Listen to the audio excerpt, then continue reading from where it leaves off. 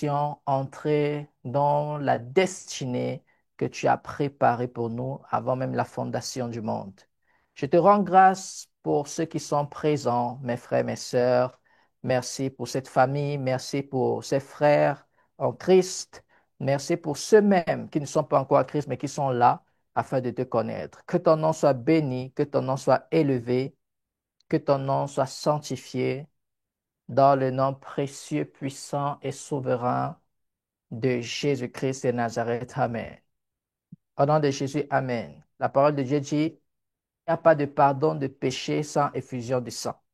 Il a versé son sang, il a donné son Fils unique.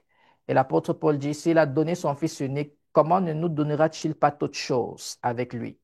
Alors ouvre ta bouche, commence à dire, Père, je te demande pardon pour tout péché que j'ai commis et je viens à toi afin que tu me laves, afin que tu me purifies par le sang de ton Fils que tu as versé pour moi. Ouvre ta bouche, commence à prier. Père, au nom de Jésus-Christ de Nazareth, je prie, Seigneur, que tu purifies quelqu'un, que tu laves quelqu'un par ton sang. Et pendant que tu le laves, guéris-le. Pendant que tu la laves, purifie-la, guéris-la, nettoie-la. Au nom de Jésus-Christ de Nazareth, que ton sang lave ce peuple.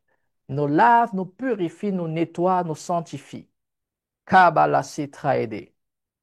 Nous lave, nous nettoie, nous purifie, nous sanctifie, afin que nous soyons purs à tes yeux, afin que nous soyons plus blancs que neige. Dans le nom de Jésus-Christ de Nazareth. Thank you, Jesus. Thank you, Jesus. Thank you, Lord. Thank you, Lord. Thank you, Father. Ton sang qui fait de nous de nouvelles créatures. Tu nous changes, tu nous transformes, afin que nous quittions de la nature des ténèbres à la nature de lumière, par ton sang précieux. Au nom de Jésus-Christ et Nazareth, nous prions que ce sang nous lave, nous purifie, nous nettoie. Au nom de Jésus-Christ de Nazareth, Amen. Dans le nom de Jésus-Christ de Nazareth, Amen. Alléluia. Alors commence à prier, commence à dire, Seigneur, je me remets à toi ce soir. Je remets mon corps, mon âme et mon esprit entre tes mains. Remplis-moi de ta lumière, remplis-moi de ta sagesse, remplis-moi de ta parole, afin que je sois libre, afin que je sois délivré des ténèbres, de la maladie, de l'obscurité, des mauvais esprits.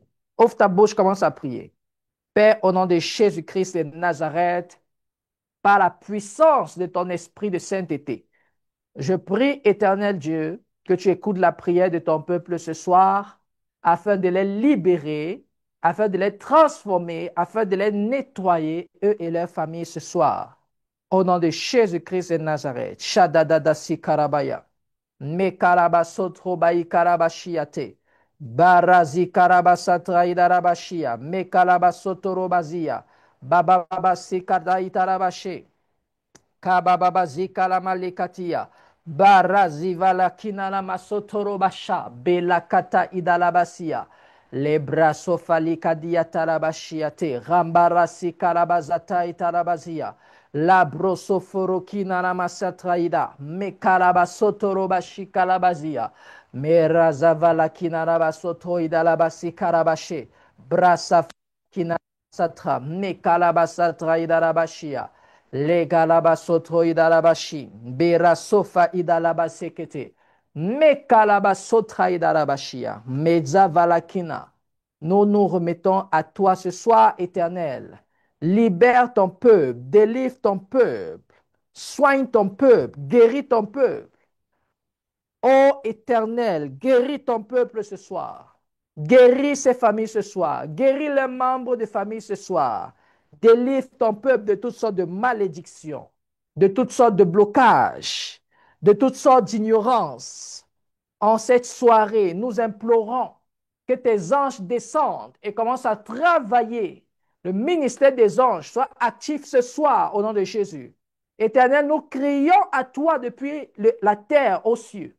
Et nous prions que tu ouvres les cieux et que tu envoies tes anges dans les différentes familles afin de pouvoir libérer les captifs, délivrer les opprimés au nom de Jésus-Christ de Nazareth. Shadadada sekete itarabajaya. Metsavala kinalama sotorobasha. Resokoto koto libababasi karabashaya. Berazokoto italabazi karamashata. Mekalabazotorobaziya. Mama mama sekete italabazaya. Mare sokoto idalabase. Bara la kina la bashia, bela sofa idaliva la kina la masetre, razakata kata kata kata, mekaraba sotro idalabashia, berazava la kata italabasoto, mama mama si karabashatra idalabasia, mekalabazoto robashi karabazia, la brazava la kina rabasatra idalabashia, bera sokoto itorobazi karabashete, mama mama si karabashitra idedia, me karabasotorobazi karabasha, me kalabazotro idarabasi karabashia, barazeva la kinala masete, malabroso foro kinala masata ita, me karabasotorobashekete itarabazia, me kalabasotro idarabazi karabashe, me karabazatra idarabashi karabazia. Au nom de Jésus-Christ de Nazareth, Amen. Dans le nom de Jésus-Christ de Nazareth, Amen. Alléluia. Amen. Ouvre ta Bible dans le livre de Romains, Romains chapitre 5, verset 16, à partir du verset 1. Nous allons lire à partir du verset 1, Romains chapitre 5, à partir du verset 1. Romains 5, à partir du verset 1. Thank you, Jesus. Thank you, Jesus. Thank you, Lord. Thank you, Father. Romains 5, à partir du verset 1. Nous lisons au nom de Jésus. Étant donc justifiés par la foi, nous avons la paix avec Dieu par notre Seigneur Jésus-Christ, à qui nous devons d'avoir eu par la foi accès à cette grâce dans laquelle nous demeurons fermes et nous nous glorifions dans l'espérance de la gloire de Dieu. Bien plus, nous nous glorifions même des afflictions, sachant que l'affliction produit la persévérance, la victoire dans l'épreuve, et cette victoire, l'espérance. Or, l'espérance ne trompe point, parce que l'amour de Dieu est répandu dans nos cœurs par le Saint-Esprit qui nous a été donné. Car lorsque nous étions encore sans force, Christ, au temps marqué, est mort pour des impies. À peine mourrait-on pour un juste. Quelqu'un peut-être mourrait-il pour un homme de bien. Mais Dieu prouve son amour envers nous en ce que lorsque nous étions encore des pécheurs, Christ est mort pour nous. À plus forte raison donc, maintenant que nous sommes justifiés par son sang, serons-nous sauvés par lui de la colère. Car lorsque nous étions ennemis, nous avons été réconciliés avec Dieu par la mort de son Fils. À plus forte raison, étant réconciliés, serons-nous sauvés par sa vie. Et non seulement cela, mais encore nous nous glorifions en Dieu par notre Seigneur Jésus-Christ, par qui maintenant nous avons obtenu la réconciliation. C'est pourquoi, comme un seul homme, le péché est entré, comme par un seul homme, le péché est entré dans le monde, et par le péché la mort, et qu'ainsi la mort s'est étendue sur tous les hommes, parce que tous ont péché, car jusqu'à la loi, le péché était dans le monde. Or, le péché n'est pas imputé quand il n'y a point de loi. Cependant, la mort a régné depuis Adam jusqu'à Moïse, même sur ceux qui n'avaient pas péché par une transgression semblable à celle d'Adam, lequel est la figure de celui qui devait venir.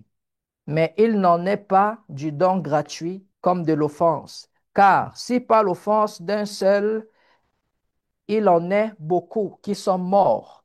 À plus forte raison, la grâce de Dieu et le don de la grâce venant d'un seul homme, Jésus-Christ, ont-ils été abondamment répandus sur beaucoup. Et il n'en est pas du don comme de ce qui est arrivé par un seul qui a péché. Car c'est après une seule offense que le jugement est devenu condamnation, tandis que le don gratuit devient justification après plusieurs offenses. Si par l'offense d'un seul, la mort a régné par lui seul, à plus forte raison, ceux qui reçoivent l'abondance de la grâce et du don de la justice régneront-ils dans la vie par Jésus-Christ lui seul. Ainsi donc, comme par une seule offense, la condamnation a atteint tous les hommes, de même, par un seul acte de justice, la justification qui donne la vie s'étend à tous les hommes. Car comme la désobéissance d'un seul homme comme par la désobéissance d'un seul homme, beaucoup ont été rendus pécheurs, de même par l'obéissance d'un seul, beaucoup seront rendus justes. Or, la loi est intervenue pour que l'offense abondât. Mais là où le péché a abondé, la grâce a surabondé, afin que, comme le péché a régné par la mort, ainsi la grâce régna par la justice pour la vie éternelle par Jésus-Christ notre Seigneur. Alléluia. Amen. Acclame pour Jésus. Acclame pour Jésus. Waouh. Ce passage biblique est vraiment très, très, très, très profond. Amen. Très profond, pourquoi? Parce qu'on nous étale ici le mystère de la mort et de la résurrection de Jésus-Christ de Nazareth. Vous savez, la parole de Dieu fait comprendre que pour qu'un testament soit valide, il faut que le testataire meure, n'est-ce pas? Pour qu'un testament soit valide, il faut que le testataire meure. Or, quand nous prenons la Bible, on nous dit il y a l'Ancien Testament et il y a le Nouveau Testament. La question que vous devez vous poser, si l'Ancien Testament, c'est vraiment un testament, qui est mort dans l'Ancien Testament pour que ce soit un testament valide? Vous voyez? Hein? Puisque le testataire doit mourir pour que le testament soit valide, pour que le testament fonctionne. Alors, comment se fait-il que dans l'Ancien Testament, on ait eu un testament alors que personne n'est mort? Alléluia. Ça, c'est la raison pour laquelle je veux vous annoncer que l'Ancien Testament n'a pas été achevé. Le but de l'Ancien Testament, c'était de faire savoir qu'il y a un testament meilleur qui arrive. L'Ancien Testament n'a jamais été décelé. Est-ce que vous comprenez? C'est comme un testament qui n'a jamais été ouvert, c'est-à-dire le testament a été créé, mais le testataire lui-même n'était jamais mort. Et il a décidé de changer de testament. Et il a décidé de faire un Nouveau Testament. Et lorsqu'il a fait le Nouveau Testament, c'est là où il a décidé de mourir afin de valider le Second Testament. Alléluia. C'est pourquoi toute personne qui veut utiliser l'Ancien Testament pour marcher dans les promesses bibliques, alléluia, cette personne ne pourra jamais être satisfaite. Amen. Excusez-moi. Cette personne ne pourra jamais être satisfaite. Pourquoi? Parce que l'Ancien Testament n'est pas un testament accompli, n'est pas un testament satisfaisant. Ça ne peut pas accorder une bénédiction dans ta vie. Mais le Nouveau Testament, si. Et c'est le Nouveau Testament qui nous permet d'avoir l'héritage de Dieu. La parole de Dieu nous fait comprendre dans ce passage que Dieu a donné son Fils unique pour nous. Est-ce que vous savez ce que ça veut dire? Ça veut dire que Jésus-Christ de Nazareth, en versant son sang, nous a donné l'accès à toutes les richesses de Dieu. Amen. Parce que le testament, c'est une note qui te permet d'entrer dans un héritage. Alléluia. Le testament, c'est une note, un livre qui te permet d'entrer dans ton héritage. Alors Dieu, sachant que les hommes ne peuvent pas avoir accès à ce livre si personne ne meurt, il a décidé de donner son propre fils. Son fils est mort afin de nous donner accès à l'héritage. Vous savez, le fils est comme le père. Le fils est héritier du père. Ça veut dire que si le fils meurt, si le fils meurt, le fils peut dire, OK, comme je meurs là, je donne mon héritage à Christ. Amen. Je donne mon héritage à Justine. Pourquoi? La parole de Dieu nous fait comprendre que tout ce que le Père a appartient aussi au Fils. Et tout ce que le Fils a appartient aussi au Père. Alléluia. Donc si le Père meurt, c'est aussi comme si le Fils aussi est mort. Et si le Fils meurt, c'est aussi comme si le Père est mort. Pourquoi? Parce que le Fils a aussi le droit de faire un testament sur tout ce que le Père a, puisque tout l'héritage leur appartient à eux deux. Est-ce que vous comprenez? Alors, le fils a décidé de mourir et le père a envoyé le fils. OK, va mourir pour eux afin de leur accorder le testament. Va mourir pour eux afin qu'ils soient éligibles pour vivre le testament, pour vivre la promesse. Qu'est-ce qui se trouve dans le testament? Ce qui se trouve dans le testament, ce sont les promesses de Dieu. C'est quoi la parole de Dieu? La parole de Dieu, ce sont les promesses de Dieu. La parole de Dieu, c'est ce qui sort de son cœur. Vous savez, lorsque on dit, OK, la parole de Assetou, la parole de Assetou, c'est ce que Assetou pense. Si Assetou dit bonjour, ça veut dire qu'elle pense au bonjour. Amen. Si, si Maman Iobi dit comment tu vas, à partir de sa parole, tu peux déjà connaître son cœur, que c'est quelqu'un qui se soucie de moi. Vous voyez? Donc, la parole de Dieu, ce sont les promesses de Dieu, parce que Dieu est bon pour nous. Et sa parole, ce sont des promesses pour nous.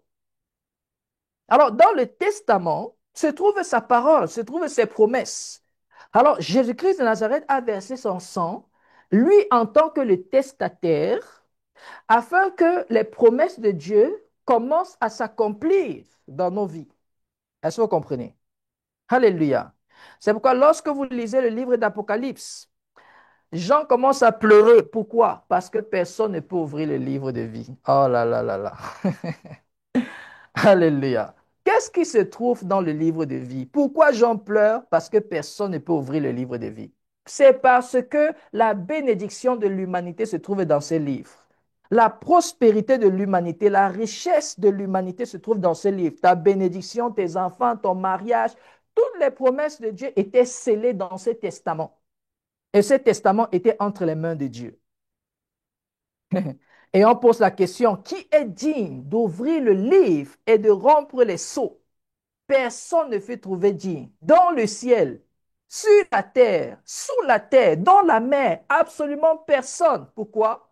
Parce que seul le testataire a le pouvoir d'authentifier ou de permettre que le testament soit valide.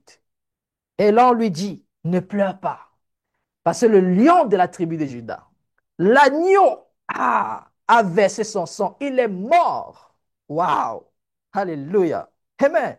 Il est mort afin que nous puissions tous avoir accès aux promesses de Dieu qui se trouvent dans le livre de vie. C'est pourquoi Jésus-Christ de Nazareth dit aux disciples, ne vous réjouissez pas parce que vous chassez les démons. Ça, c'est rien. Il n'y a plus que ça.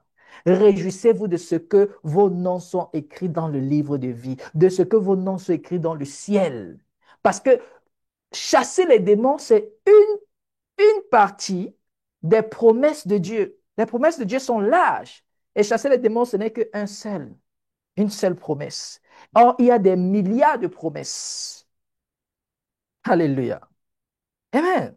Est-ce que quelqu'un comprend ça? Alléluia. C'est pourquoi j'ai envie de dire à quelqu'un ce soir, Jésus-Christ de Nazareth est mort pour toi, afin que tu puisses avoir accès aux promesses de Dieu. Jésus-Christ de Nazareth est mort pour toi, afin que tu puisses avoir accès aux promesses de Dieu. Alléluia. Amen. Ça, c'est la raison pour laquelle l'apôtre Paul dit, si tu crois dans ton cœur que Jésus-Christ de Nazareth est ressuscité, et si tu confesses de ta bouche, oh my God, qu'il est Seigneur, tu seras sauvé. Vous voyez? C'est en croyant du cœur et en confessant de la bouche qu'on parvient au salut. Le fait de croire en Jésus-Christ et le fait de confesser Jésus te donne accès aux promesses de Dieu. Je prie pour toi qui crois en Jésus-Christ de Nazareth. Entre dans les promesses de Dieu ce soir. Entre dans les promesses de Dieu à partir de ce soir. Je commande que tu entres dans les promesses de Dieu à partir de ce soir. Au nom de Jésus-Christ de Nazareth, Amen. Ça, c'est pourquoi le langage qu'on vient de lire, Paul dit, par la foi, nous avons accès à la grâce. Qu'est-ce que ça veut dire? Par la foi, nous avons accès à la grâce. La foi, c'est quoi? L'apôtre Paul explique. Il dit, il y a une différence entre la foi et il y a une différence entre les œuvres. La foi est différente des œuvres. Quelqu'un qui gagne quelque chose à cause de ce qu'il a fait, c'est le salaire. Mais quelqu'un qui a quelque chose à cause de la foi, ce n'est pas le salaire, mais c'est la grâce. Vous voyez? Donc la grâce, c'est le résultat, amen, de votre foi. La grâce, c'est ce qui vient à cause de votre foi et le salaire, c'est ce qui vient à cause de votre travail. Alléluia. Eh bien, donc, quand vous travaillez, c'est parce que vous voulez un salaire et vous vous attendez un résultat. Vous allez au travail et vous travaillez à la fin du mois, on vous donne 1 000 euros, 2 000 euros, 200 000, 500 000, 50 000 francs de salaire parce que vous avez travaillé. Ça, c'est votre salaire à cause de votre œuvre. On n'a pas besoin de vous dire merci et vous n'avez pas besoin de dire merci. Mais la foi, c'est juste croire en la promesse. C'est pourquoi il n'y a pas de foi s'il n'y a pas de promesse. Alléluia. Et la promesse est donnée afin qu'elle soit reçue par quelqu'un qui a la foi. Est-ce que vous comprenez? Donc, on n'obtient pas une promesse dans la vie à cause de ce qu'on a fait. Non. Dieu nous a aimés avant même que nous ne naissions. Il dit à Jérémie, avant que tu ne sois, je te connaissais. Avant que tu ne sois dans le sein de ta mère, je t'avais déjà établi prophète des nations. Donc, c'était un cadeau que Dieu lui avait déjà accordé. Et la seule chose qu'il fallait, c'était qu'il accepte ce cadeau, qu'il croit en ce cadeau. C'est ça la foi. La foi, c'est croire aux promesses que Dieu a déjà établies pour vous et pour moi. Qui croit au paradis ici? Dieu a fait le paradis pour nous avant même que nous naissions, n'est-ce pas? Hein?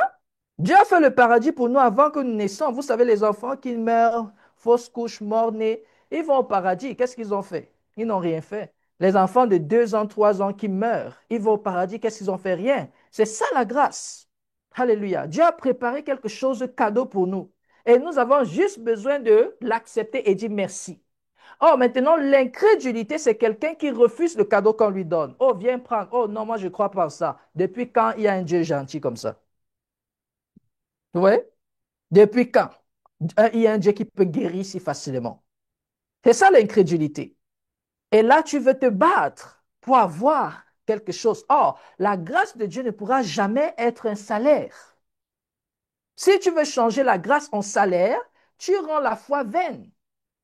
Or, dans la nouvelle alliance, la seule chose qui fonctionne, c'est la foi et non pas les œuvres. C'est pourquoi vous avez juste besoin d'accepter la grâce de Dieu et dire merci Jésus. Merci pour ta grâce. Merci pour cette faveur. Merci pour ton amour. Alléluia.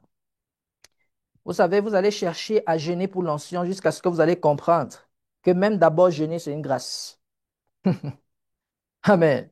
Il y a des gens qui cherchent à jeûner pour avoir l'onction. 200 jours de jeûne, 500 jours de jeûne. Mais est-ce que vous savez que faire ce jeûne-là, c'est d'abord la grâce?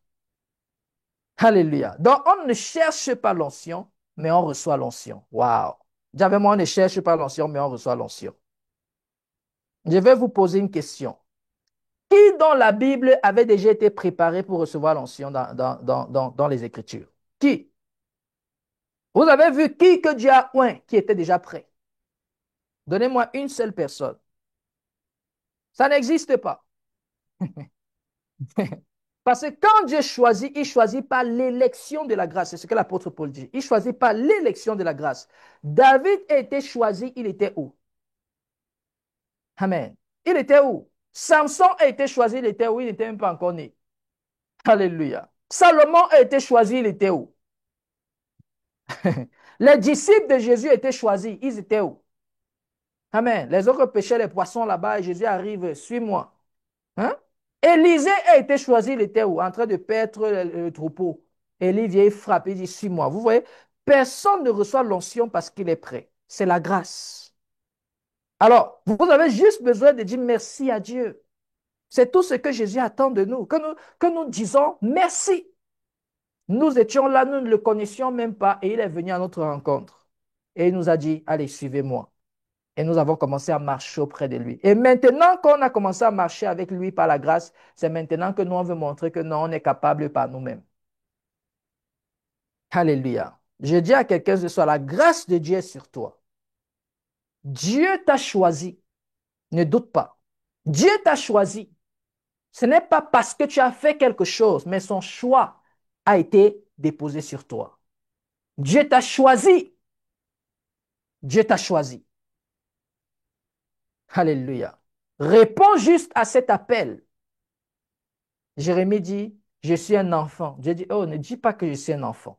Parce que tous ceux vers qui je t'enverrai, Dieu te connaît mieux que toi-même. S'il te choisit, c'est parce qu'il sait ce qu'il a mis en toi.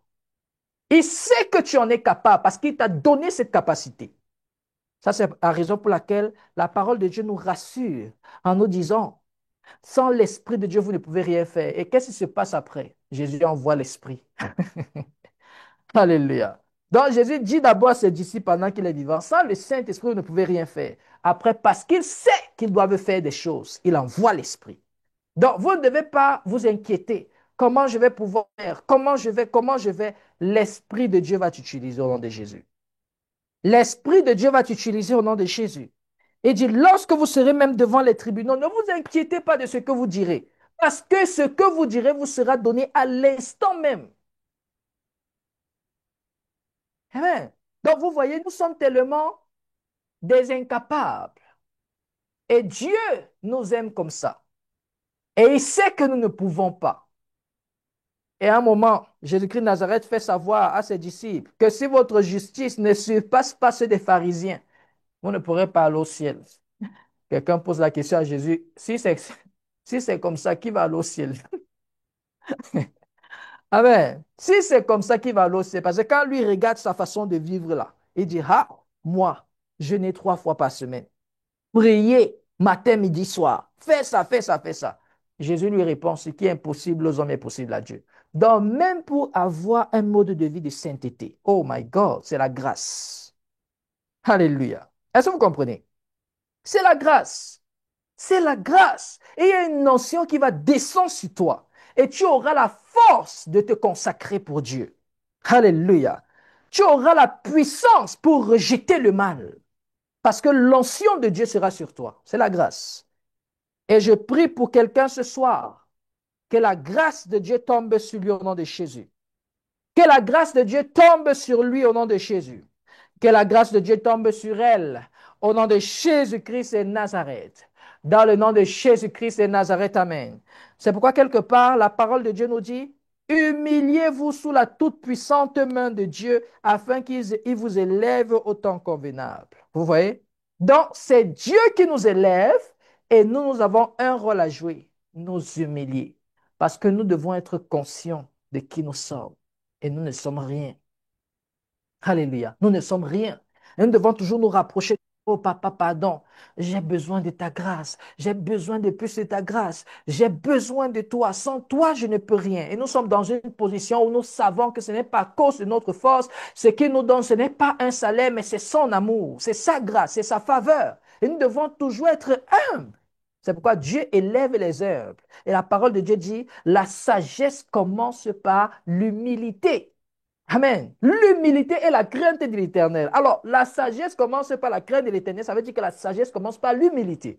Alors, quand tu t'humilies, Dieu sait que, voilà quelqu'un qui comprend que tout ce qu'il a, c'est parce que c'est la grâce. Voilà quelqu'un qui comprend. Alléluia.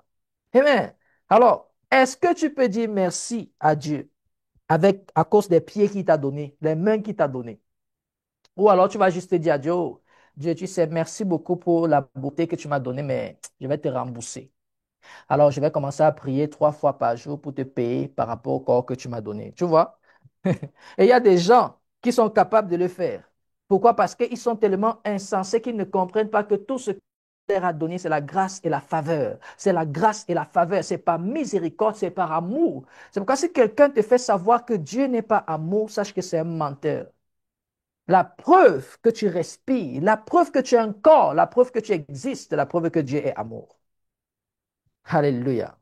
Et enfin, l'apôtre Paul nous dit dans ce passage de Romains chapitre 5, il dit, nous nous glorifions dans la gloire de Dieu.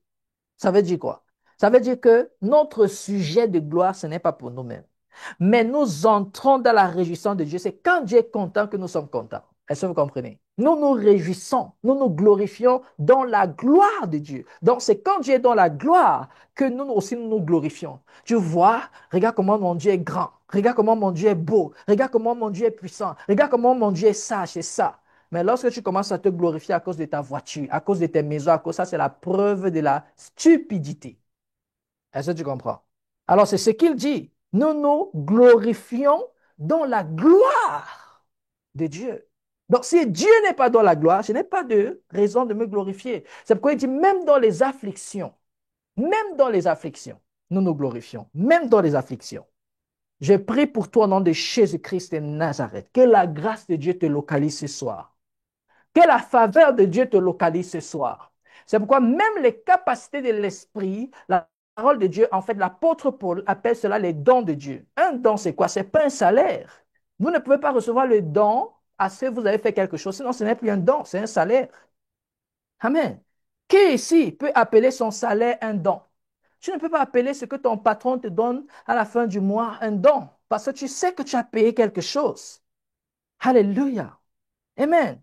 Alors, c'est de la même manière que personne ici ne doit appeler la faveur de Dieu ou la grâce de Dieu un salaire. Non. Tout ce que nous recevons de Dieu n'est que grâce. Et nous n'avons pas besoin de faire quelque chose pour l'obtenir, mais nous avons juste besoin de croire et de l'accepter et de continuer à rester humble. Amen. Je prie pour toi ce soir au nom de Jésus. Je prie pour toi ce soir au nom de Jésus-Christ et Nazareth. Que la grâce de Dieu soit sur toi.